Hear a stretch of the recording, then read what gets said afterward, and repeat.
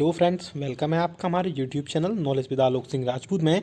महंगाई भत्ते में जो है ज़बरदस्त उछाल देखने को मिला है। हम जनवरी 2021 और जुलाई 2021 से आपको कितना प्रतिशत महंगाई भत्ता या बोल सकते हैं कि डीएनएस अलाउंसेस और डीएनएस लीव आपको प्रोवाइड कराया जाएगा, हम इस वीडियो में आपको बताने वाले हैं। 31 दिसंबर 2020 को जो है नए आंकड़े जारी हुए हैं। आप देख सकते हैं राइट साइड में ऑफिशियल नोटिफिकेशन जो ministry of labour and employment की तरफ से यानी श्रम और रोजगार मंत्रालय की तरफ से नए आंकड़े जारी कर दिए गए। तो ये वीडियो सभी कर्मचारियों और पेंशनर्स के जो है डीए और डीआर से रिलेटेड बहुत ही इंपॉर्टेंट होने वाला है, इसलिए इस वीडियो को पूरा लास्ट तक देखिएगा। बने रहिए हमारे साथ इस वीडियो में लास्ट तक। और अगर चैनल में पहली बार आए यानी अगर आपने हमारे चैनल को अभी तक सब्सक्राइब नहीं किया है तो सब्सक्राइब के इस रेड बटन को प्रेस करके चैनल को सब्सक्राइब कर लीजिए। साथ ही साथ आप हमारे वीडियोज़ की लेटेस्ट नोटिफिकेशन के लिए इस घंटे के निशान को हिट करके ऑल नोटिफिकेशन को सिलेक्ट करना बिल्कुल मत भूलिएगा, तभी आपके पास हमारी वीडियोज़ की लेटेस्ट नोटिफिकेशन आ पाएगी और आप हमारी वीडियोज़ को वॉच कर पाएंगे। आप हमारे चैनल पर central government employees, state government employees, pensioners, family pensioner, defence, postal, railway, डाक सभी टाइप के कर्मचारियों, पेंशनर्स और फैमिली पेंशनर्स के लिए हम न्यूज़ और इन्फॉर्मेशन लाते रहते हैं। चलिए आपको लेके चलते हैं उस ऑफिशियल नोटिफिकेशन पर।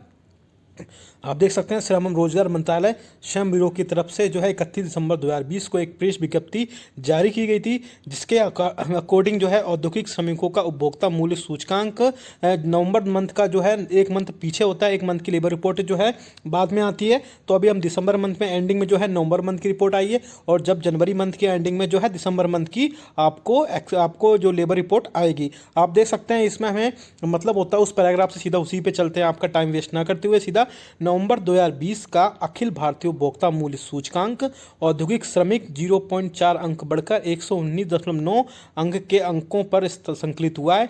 सूचकांक में अक्टूबर एवं नवंबर 2020 के बीच 0.33% की वृद्धि रही, जबकि पिछले वर्ष इन्हीं 2 महीनों के बीच प्लस 0.92% की वृद्धि दर्ज की गई थी। तो वो डेटा है जिसके बेसिस पे आपका डीए और डीआर फिक्स किया जाता है, वो निकल के आया है 119.9। बात करते हैं बाकी, इसमें आप देख सकते हैं ये फूड स्टॉप है यानी वो खाद्य पदार्थ है जिनके बेसिस पर ये जो है तय किया जाता है, और बाकी शहर है जिनके बेसिस पर ये इसमें बढ़ोतरी और कमी होती है। आप देख सकते हैं सेम ये नोटिफिकेशन इंग्लिश में भी पब्लिश किया जाता था, आप थोड़ा सा इसको भी देख सकते हैं। सेम वही नोटिफिकेशन है ministry of labour and employment के तरफ से प्रेस रिलीज की गई थी, आप देख सकते हैं। और फाइनली जो डेटा निकल कर आया हमारे पास वो 119.9 पॉइंट है। इसको हम जो है डीए और डीआर के जो है कैलकुलेटर में पुटअप करके हम आपको बता पाएंगे कि कितना डीए और डीआर आपको सरकार जनवरी 2021 और जब डीए और डीआर अनफ्रीज होगा जुलाई 2021 में जून 2021 में, उसके बाद आपको कितना प्रोवाइड कराया जाएगा। चलिए आपको लेके चलते हैं उस ऑफिशियल डीए कैलकुलेटर पर।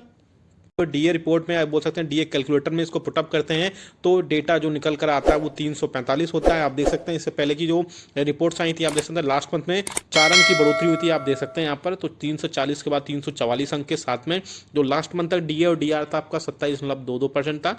अब 1 अंक इसमें बढ़ोतरी हुई है क्योंकि 119.5 जो डेटा आया है AICIPN का, उसको कैलकुलेटर में पुटअप करने के बाद 345 अंक बनते हैं, जिसमें 27.76 डेटा बनता है। अब बात करते हैं 1 मंथ की लेबर रिपोर्ट बची है जिसे अगले मंथ में जो पब्लिश किया जाएगा। अगर हम एक्सपेक्टेड 2 अंक की बढ़ोतरी भी मान कर चलते हैं दिसंबर 2020 में, तो आपका डीए और डीआर जो होगा 28.31% होगा। राउंड अबाउट में लेके चलें इसे राउंड फिगर में तो 28% होगा, यानी कि आपकी जो अभी 17% डीए और डीआर है, यानी जनवरी 2021 में आपका डीए और डीआर जो होगा 11% के आसपास इंक्रीमेंट होगा। आप देख सकते हैं यहाँ से expected DA from January 2021 as per input of all India consumer price index 28%। अब बात करते हैं वहीं जुलाई 2021 की, यानी जून 2021 में जब ये जो है एक्सपेक्टेड जो है कि अभी अनफ्रीज हो जाएगा, तब हम बात करते हैं अगर कम से कम 5 से 6% और डीए और डीआर बढ़ता है तो आप ये समझिए कम से कम आपका 34 से 35% आपका डीए और डीआर आपका हो जाएगा जनवरी 2021 के बाद, जब जुलाई 2021 में ये अनफ्रीज होगा। आप हमें कमेंट करके बताइए कि आपके हिसाब से कितना % हो सकता है जब ये अनफ्रीज होगा।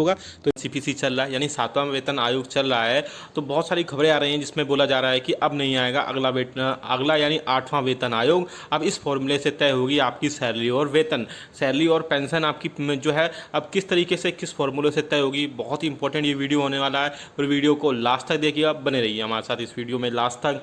और अगर चैनल में पहली बार आए तो चैनल को सब्सक्राइब कर लीजिए, सब्सक्राइब के रेड बटन को प्रेस करके, साथ ही साथ हमारे वीडियोज़ की लेटेस्ट नोटिफिकेशन के लिए आप इस घंटे के निशान को प्रेस करके ऑल नोटिफिकेशन को सेलेक्ट कर लीजिए, तभी आपके पास हमारी वीडियोस की लेटेस्ट नोटिफिकेशन आ पाएगी और आप हमारी वीडियोस को वॉच कर पाएंगे। आप अगर हमारे चैनल पर central government employees, state government employees, pensioners, family pensioners, इसके अलावा राज्य कर्मचारी, सभी टाइप के कर्मचारियों के लिए न्यूज़ और इन्फॉर्मेशन हम लाते रहते हैं। इस चैनल को सब्सक्राइब करके घंटे के निशान को जरूर दबा दीजिए। चलिए आपको लेके चलते हैं, पहले मीडिया में खबरें आ रही हैं उनको देख लेते हैं कि क्या हो सकता है, सारी चीज़ें क्या क्या पॉसिबिलिटीज़ हैं सब देख लेते हैं। वेतन बढ़ोतरी के लिए 10 साल तक नहीं करना होगा इंतजार। आपको अभी पता है कि 7 CPC में आपको जो है 10 साल तक, एक एवरेज 10 साल लेके चलते हैं, इस समय पता है कि एक नेक्स्ट पे कमीशन लग जाता है। तो अब वही खबरें आ रही हैं कि वेतन बढ़ोतरी के लिए आपको 10 साल नहीं करना होगा इंतजार। तो देख सकते हैं आप, बता दें कि अब केंद्रीय कर्मचारियों को वेतन बढ़ोतरी के लिए 10 साल या उससे ज़्यादा समय तक का इंतजार नहीं करना होगा। सरकार प्राइवेट सेक्टर की तर्ज पर केंद्रीय कर्मचारियों की वेतन हर साल बढ़ोतरी कर सकती है। इसके लिए सरकार की ओर से समिति का गठन कर बाकायदा एक पैरामीटर तैयार किया जा सकता है। बताया जा रहा है कि सरकार सबसे पहले एक महंगाई बास्केट बनाएगी। इसमें खाद्य वस्तुओं से लेकर हर चीज़ से संबंधित महंगाई दर की लिस्ट तैयार की जाएगी और इस लिस्ट के आधार पर ही कर्मचारियों की तनख्वाह में इजाफा किया जाएगा। यानी गवर्नमेंट एक बास्केट बनाएगी जो वो महंगाई बास्केट होगी। और अगर आप भी चाहते हैं कि आपकी जो सैलरी है, यानी कि आपको जो एनुअल जो इंक्रीमेंट तो मिलता ही है, उसके अलावा जब आपको 10 साल हो जाते हैं तो एक पूरा पे कमीशन मिलता है जिसमें सैलरी बहुत ज़्यादा हाइक हो जाती है। तो अगर आप भी चाहते हैं कि आपको 10 साल तक इंतजार नहीं करना पड़े तो आपके हर साल जो है आपकी पे रिवीजन हो, यानी सैलरी में बढ़ोतरी हो, नेशनल आपकी जो एनुअल इंक्रीमेंट है उसके साथ में, तो इस वीडियो को लाइक भी कर दीजिए। चलिए आगे लेके चलते हैं और आगे देखते हैं कि क्या है वो जिससे जो है जिस फॉर्मूले से आपकी वेतन बढ़ सकती है। एक्रोइड फार्मूला है वो हर साल बढ़ेगा जिससे आपका वेतन प्राइवेट सेक्टर की तर्ज पर सरकार केंद्रीय कर्मचारियों को वेतन में बढ़ोतरी के लिए वेतन आयोग को गठित करने के बजाय सरकार एक विशेष प्रकार के फॉर्मूले को अपना सकती है। इस फार्मूले की रूपरेखा वर्ष 2017 में ही तैयार कर लिया गया था। अनुमान लगा जा रहा है कि सरकार केंद्रीय कर्मचारियों के लिए वेतन का निर्धारण एक्रोइड फार्मूले के आधार पर वेतन में बढ़ोतरी से कर सकती है। इस फार्मूले के तहत केंद्रीय कर्मचारी वेतन में महंगाई दर के हिसाब से हर साल में वृद्धि की जा सकती है। अब देख लेते हैं ये बेसिकली एक्रोइड फार्मूला है क्या। दरअसल यह एक्रोइड फार्मूला जो है फार्मूला वोलेस रुडेल एक्रोइड ने तैयार किया था, उन्हीं के नाम पर बेसिकली इसको रखा गया था।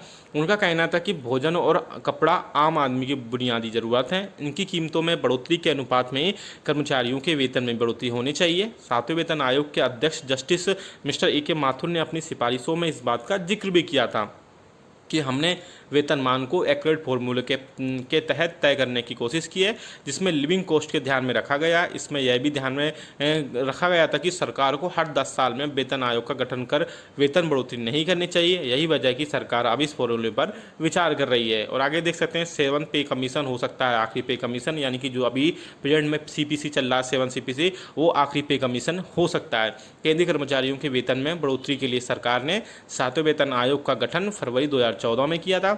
पूर्व की यूपी सरकार के कार्यकाल में केंद्रीय मंत्रिमंडल ने 28 फरवरी 2014 को 7वें केंद्रीय वेतन आयोग की रूपरेखा को मंजूरी दी।